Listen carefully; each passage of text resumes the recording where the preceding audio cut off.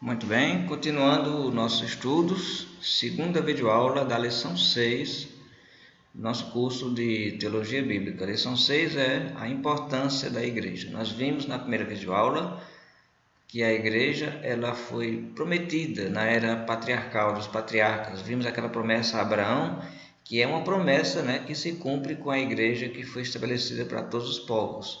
Abraão recebeu a promessa de formar uma grande nação e que através dessa nação a terra seria abençoada. A bênção que saiu de Israel para abençoar toda a terra foi o estabelecimento do reino para todas as nações, que foi estabelecido em Jerusalém. Vamos estudar mais sobre isso, não se preocupe. Agora vamos ver como ela foi profetizada. A igreja foi profetizada na era judaica. Entenda que quando estamos falando de igreja, não estamos nos referindo a nenhuma denominação específica, mas estamos falando da igreja no sentido bíblico, ou seja, pessoas que iriam se reunir para seguir a Jesus. A igreja é de Jesus, Jesus é o cabeça da igreja, a igreja dele, nesse sentido, sentido bíblico, não no sentido de organizações humanas, partidos, divisões, que isso já é uma outra coisa bem diferente que vamos tratar nas lições seguintes. Mas vamos lá. Profetizada. Já estudamos como Deus escolheu a nação judaica, os descendentes de Abraão, a nação de Israel, para trazer Cristo ao mundo. Então Israel foi criada para trazer o Salvador, Jesus. Para Israel poder cumprir esse propósito, foi o que Deus fez. Deus separou os judeus das outras nações, dando-lhes uma lei que proibia que se misturassem com as outras raças, até mesmo questão de casamento. Tinha que ser um povo separado, porque é através desse povo que Deus iria cumprir suas promessas. Nós temos, por exemplo, aqui essa passagem de Deuteronômio, na época de Moisés, capítulo 5. Deixa eu abrir aqui. Deuteronômio, capítulo 5, versículo 1 a 3. Vamos ler essa passagem? Vai dizer assim: Chamou Moisés a todo Israel e lhe disse: Ouvi, ó Israel, os estatutos e juízos que hoje vos falo aos ouvidos, para que os aprendais e cuidais em cumprides. O Senhor nosso Deus fez aliança conosco em Horebe, que é o Monte Sinai. Não foi com nossos pais que o Senhor fez essa aliança, e sim conosco, todos que hoje estamos aqui vivos. Então Moisés está dizendo que Deus fez uma aliança com eles, ali no Monte Sinai. E temos a confirmação disso, claro, no Novo Testamento.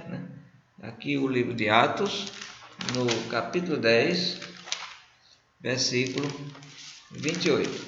Atos capítulo 10, 28 vai dizer assim: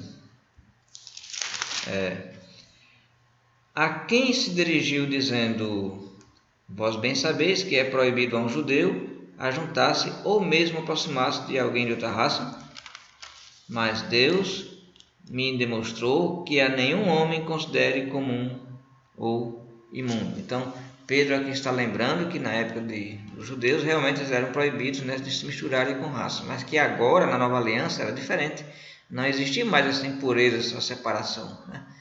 Então esse é o sentido de Atos 10, 28. Aqui é a passagem onde Pedro vai pregar pela primeira vez para um gentil, uma pessoa que não era judeu, que foi Cornélio. Bem, os profetas judaicos, porém, anunciaram que um dia o Senhor estabeleceria uma nova aliança. Você lembra que nós lemos aqui em Deuteronômio capítulo 5, Moisés dizendo que Deus tinha feito aliança com eles ali, no Monte Sinai. Então, já há muito tempo à frente, na época dos profetas, o profeta Jeremias profetizou que Deus iria chegar o momento, o dia que Deus ia fazer uma nova aliança, diferente dessa que eles tinham na época. Isso está em Jeremias capítulo 31. Então vamos ver aqui, Jeremias capítulo 31, versículo também 31 ao 34, diz assim: Eis aí vem dias, diz o Senhor, em que firmarei nova aliança com a casa de Israel e com a casa de Judá. Veja aí, Deus profetizando: vou fazer nova aliança. Não conforme a aliança que fiz com os seus pais, no dia em que os tomei pela mão para os tirar da terra do Egito. Porquanto eles anularam a minha aliança, não obstante eu os haver desposado, diz o Senhor. porque essa é a aliança que firmarei com a casa de Israel depois daqueles dias, diz o Senhor. Na mente lhes imprimirei as minhas leis, também no coração lhes escreverei. Eu serei o seu Deus e elas serão o meu povo. Então temos aqui a promessa do Senhor a Jeremias de que Deus ia fazer uma nova nação. Aliás, uma nova aliança, uma nova aliança. E no versículo 34 ele continua dizendo: não ensinará jamais cada um ao seu próximo, nem cada um a seu irmão, dizendo: conheça o Senhor, porque todos me conhecerão, desde o menor até o maior deles, diz o Senhor. Pois perdoarei as suas iniquidades e dos seus pecados jamais me lembrarei. Que época é essa em que Deus perdoa todos os nossos pecados e não se lembra de nossas iniquidades? É essa época cristã. E isso acontece quando nós nos entregamos a Jesus. Estudamos isso nas lições passadas. Então Jeremias estava profetizando esse momento da nova aliança em Cristo. E um novo reino, no qual os homens de todas as nações se uniriam para servi-lo. Vamos ver algumas promessas aqui no livro de Salmos.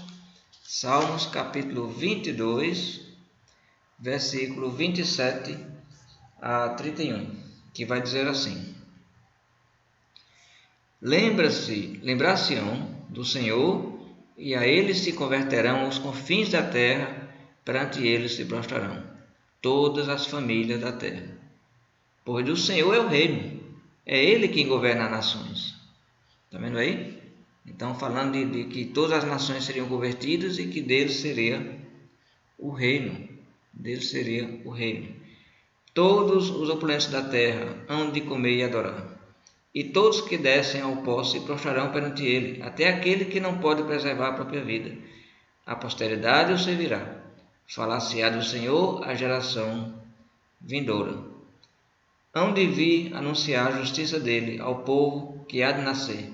Contarão que foi ele quem os fez. E continua dizendo: bondade e misericórdia certamente me seguirão todos os dias da minha vida, e habitarei na casa do Senhor para todo sempre. Veja a promessa futura de que todos os povos estariam unidos no reino. Temos também o Salmo 110, Salmo de Davi, esse e também esse próximo.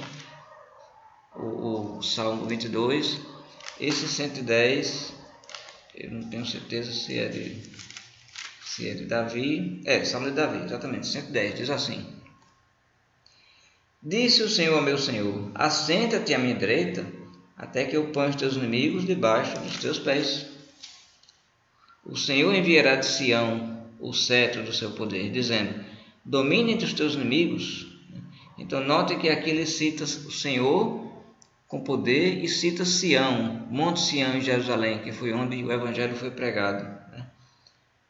Então temos aqui uma promessa de estabelecimento do reino. No versículo 6 ele diz: ele julga entre as nações, enche-as de cadáveres, esmagará cabeças por toda a terra. De caminho bebe na torrente e passa de cabeça erguida. É uma linguagem poética falando sobre o domínio do Senhor. Muito bem, Cristo e a igreja cumpriram essas profecias. Cristo e sua igreja cumpriram essas profecias de Jeremias, do reino de Salmos, na citação de Salmos, do reino do Senhor, do poder do Senhor. E podemos ver isso aqui por exemplo, Cristo estabeleceu a nova aliança, que foi profetizada por Jeremias. Cristo estabeleceu essa nova aliança. Então temos aqui o livro de Hebreus, capítulo 8. Então vamos ver aqui Hebreus, capítulo 8, versículos 6 a 13. Veja que ele vai citar essas passagens. Ele vai dizer aqui: agora, com efeito, obteve Jesus ministério tanto mais excelente, quanto é ele também mediador da superior aliança, instituída com base em superiores promessas. Veja, falando de Cristo, estabeleceu uma aliança superior. Porque se aquela primeira aliança tivesse sido sem defeito, de maneira nenhuma estaria sendo buscado lugar para uma segunda. Então, a primeira aliança ela foi provisória. Essa aliança, então, é que estava sendo prometida, que foi prometida por Jeremias, e aqui Hebreus está dizendo que ela foi cumprida em Cristo. E ele vai citar aqui, nessa passagem de Hebreus, ele vai citar essa mesma passagem de Jeremias. Ele vai dizer, e de fato, repreendendo-os, diz, eis aí vem dias, diz o Senhor, firmarei nova aliança com a casa de Israel, com a casa de Judá. Eu estou lendo Hebreus, mas ele está citando a passagem do profeta Jeremias. Então, Cristo estabeleceu a nova aliança e começou a reinar em seu reino, que é a igreja, exatamente. Cristo ressuscitou, subiu ao céu, sentou à direita de Deus e começou a reinar sobre a sua igreja. Por exemplo, o apóstolo Pedro, quando estava pregando sobre Jesus lá em Pentecostes, para aqueles judeus, a primeira mensagem do evangelho que foi pregada, né, para aqueles judeus que ainda não seguiam a Jesus, mas receberam essa mensagem, a primeira pregação do evangelho, ele vai dizer aqui no versículo 30, do 30 ao 36, ele vai dizer, sendo pois profeta e sabendo que Deus lhe havia jurado que um dos seus descendentes se assentaria no seu trono, prevendo isso, referiu-se à ressurreição de Cristo, que nem foi deixado na morte, nem o seu corpo experimentou corrupção. Ele está se lembrando a passagem dos Salmos, que nós lemos, Salmos 22. Né? A este Jesus, Deus ressuscitou, de que todos nós somos testemunhas. Exaltado, pois, a destra de Deus, tendo recebido do Pai a promessa do Espírito Santo, derramou isso que vedes e ouvis. E ele vai citar o Salmo, veja como Pedro diz, porque Davi não subiu aos céus, mas ele mesmo declara. Então ele cita essa passagem do Salmo 110, veja como ele diz, disse o Senhor ao meu Senhor, assenta-te à minha direita, até que eu ponha os teus inimigos por estrada dos teus pés. Então Pedro está dizendo que esse Salmo se referia a Jesus, né? E vai terminar dizendo para eles, estejam certos que esse Jesus, Deus o fez Messias, o fez Cristo. Né? Temos também Efésios, livro de Efésios, capítulo 1. Vamos ver Efésios, capítulo 1, versículo 19 ao 23, que vai dizer assim: e qual a suprema grandeza do seu poder para com os que cremos, segundo a eficácia da força do seu poder, o qual exerceu ele em Cristo, ressuscitando dentre os mortos e fazendo assentar à sua direita nos lugares celestiais, acima de todo poder que se possa imaginar, né? Acima de todo domínio, de todo nome que se possa referir, não só no presente século, mas também no vindouro, e pôs todas as coisas debaixo dos pés, e para ser o cabeça sobre todas as coisas o deu à igreja, a qual é o seu corpo, a plenitude daquele que a tudo enche em todas as coisas. Então a igreja é o corpo de Cristo. Cristo é o cabeça da igreja. Na igreja, Cristo firmou a nova aliança e a igreja é para todos os povos. Então lembra aquela promessa a Abraão, todos os povos seriam abençoados, todas as nações, se cumpre com Cristo a nova aliança na igreja que Jesus estabeleceu, né? E tudo tem base, repara aí que ele cita na ressurreição de Jesus. O marco fundamental do cristianismo, da fé, é isso. Jesus não ficou no túmulo, ele ressuscitou. E os seus inimigos não puderam provar diferente, porque não havia um corpo e mais, não havia a mínima possibilidade dos apóstolos terem, digamos assim, fugido com o corpo passando por uma guarda romana, né? Isso é impossível. Então, ninguém tinha como dizer diferente, a não ser chegar à conclusão verdadeira dos quais os apóstolos eram testemunhas. Jesus ressuscitou. E aqui em 1 Coríntios, no capítulo 15, eu acho que eu já citei que esse capítulo do livro de Coríntios, ele é inteiro, do início ao fim, falando sobre a ressurreição. E no versículo 23 ao 26 ele vai dizer assim: cada um, porém, por sua própria ordem, Cristo, as primícias, depois que são de Cristo na sua vinda. E então virá o fim, quando ele entregar o reino ao Deus e Pai, quando houver destruído todo o principado, bem como toda potestade e poder. Porque convém que ele reine, ele quem? Jesus, até que haja posto todos os inimigos debaixo dos pés. O último inimigo a ser destruído é a morte. Então ele está mostrando que na volta de Cristo, ele vai pegar o reino e entregar a Deus. Mas no momento ele reina. E até que os inimigos sejam todos vencidos. Qual é o outro inimigo? A morte. Vai deixar de existir quando Cristo voltar. Então, vida eterna para aqueles que seguirem o Cordeiro Jesus Cristo, nosso Senhor. Então, tudo isso se cumpre na igreja. Então, veja como a igreja é importante, né? Não é simplesmente aquela coisinha assim de ir para o sábado, domingo, sentar lá, ouvir e ir embora. É algo que você tem que viver, se apropriar, fazer parte. É uma comunidade de vida, né? Não é só um local de frequentar. É uma comunidade de pessoas que devem estar juntas, reunidas, com muita fé em Cristo Jesus, unicamente em Cristo Jesus, na sua palavra. E a igreja também ela é frequentemente descrita como um reino. Exatamente.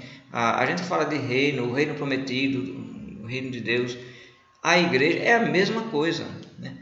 O reino foi estabelecido em Israel, em Jerusalém, e ali começou a igreja. Então, a igreja é a maneira de dizer que é uma comunidade de pessoas. Reino é um sentido de dizer que essa comunidade, Jesus reina, né? E esse reino está em toda a terra. Então, vamos ver aqui, por exemplo, algumas passagens que vai falar do reino aplicado à igreja. Podemos ver primeiramente o Evangelho de Mateus. Jesus pregou muito sobre o reino e Mateus é um dos evangelhos que enfatiza muito, né, para os judeus entenderem que o reino de Deus foi prometido e havia chegado. Temos aqui Mateus capítulo 13, versículo 11. Jesus falando sobre o reino. Mateus 13, versículo 11.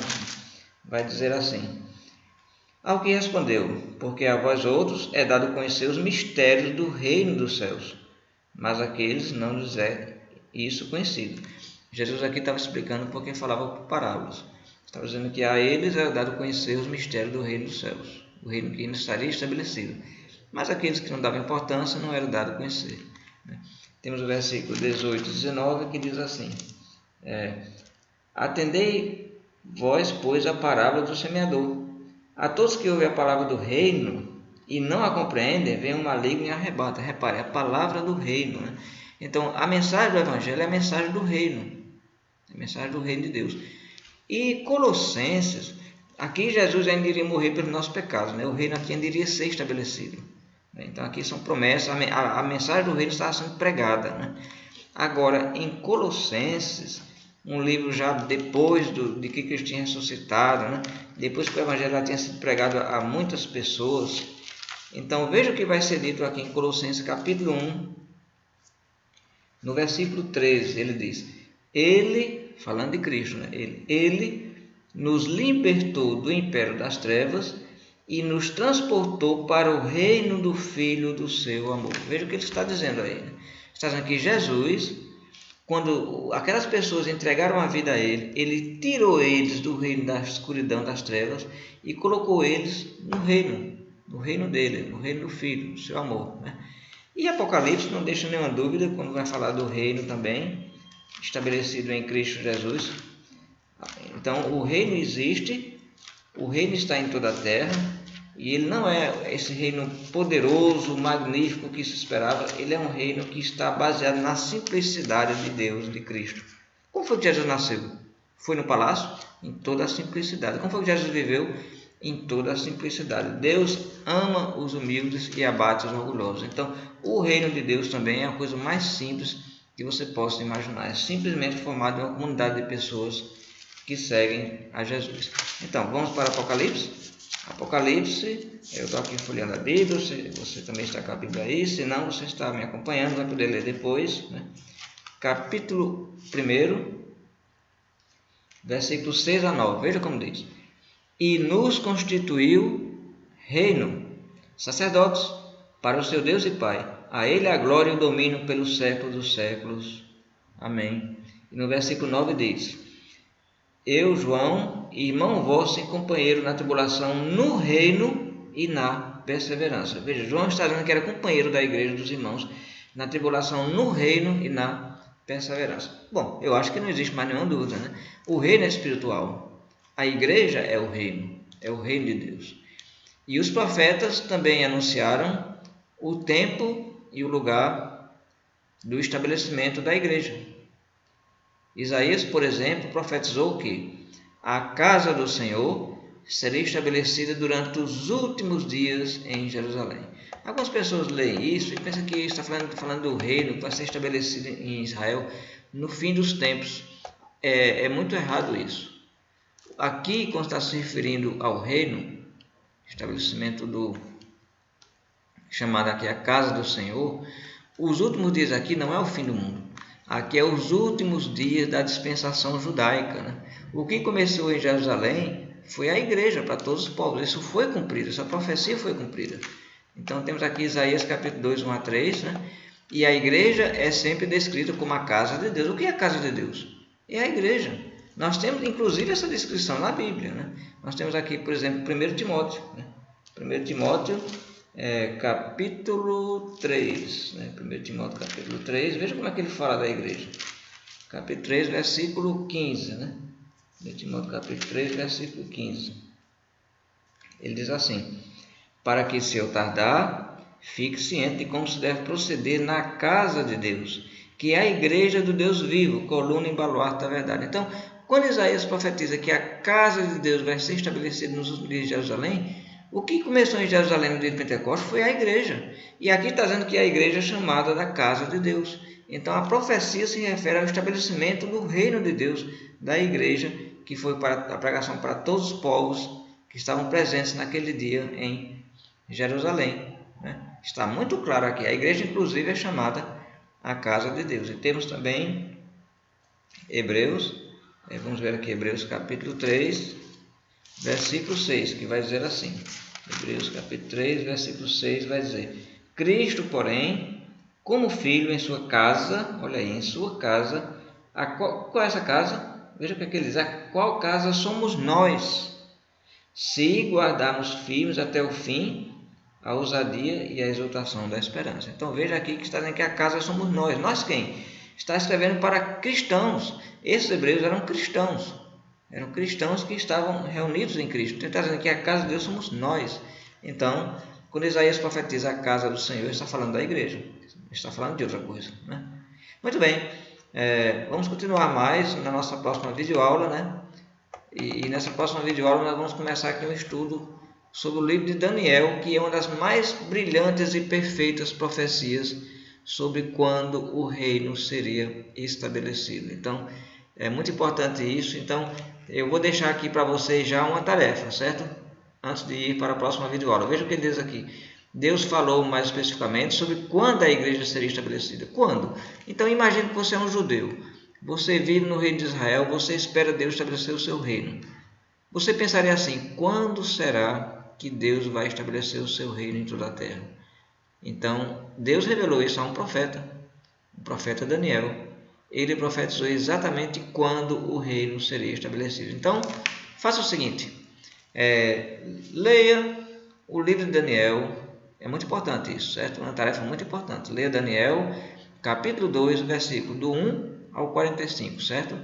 E você vai ver uma brilhante profecia sobre quando seria estabelecido o reino de Deus. Na próxima videoaula, então, já vou começar com o certo que você leu, né? E vamos continuar, então, a explicação dessa brilhante profecia que não deixa dúvida sobre o estabelecimento do reino, que foi quando a igreja começou em Jerusalém. Graça e paz. Nos encontramos na nossa próxima videoaula.